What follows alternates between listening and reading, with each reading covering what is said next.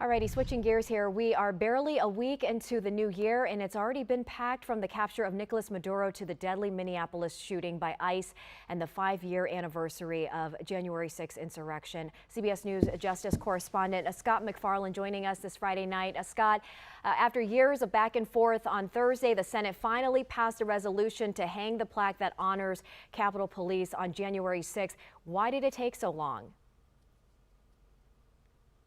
Well, that literally became a federal case after a while. There was a law passed in 2022, Annie, requiring that plaque to honor the local police heroes be hung by March 2023.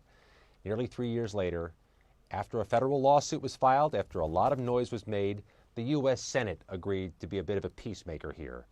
The Trump allies that run the U.S. House were dragging their feet on this. They weren't going to hang that plaque, but the U.S. Senate agreed they'd hang it in the Senate until a more permanent solution can be found. They haven't figured out the exact location, but one of the ideas that they're talking about is putting it in the third floor visitors area of the U.S. Senate.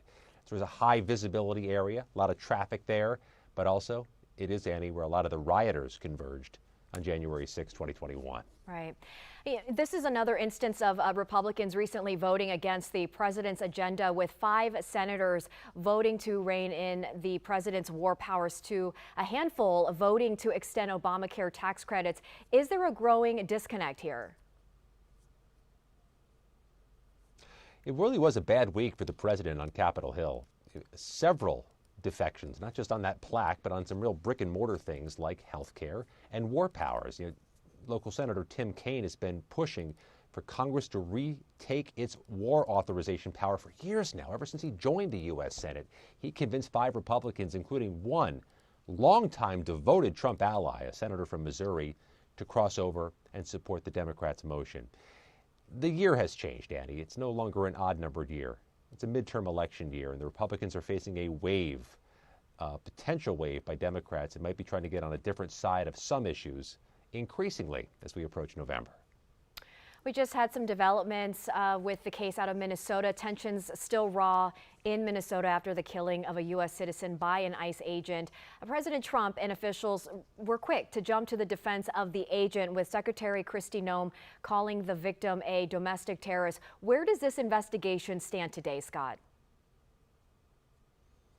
Oh, this is all very different than what we've seen before. Obviously, we had federal agents come into our community this summer as part of that clampdown. We had the incident where people were throwing either a sandwich or making protests at some of the federal agents. This is quite different.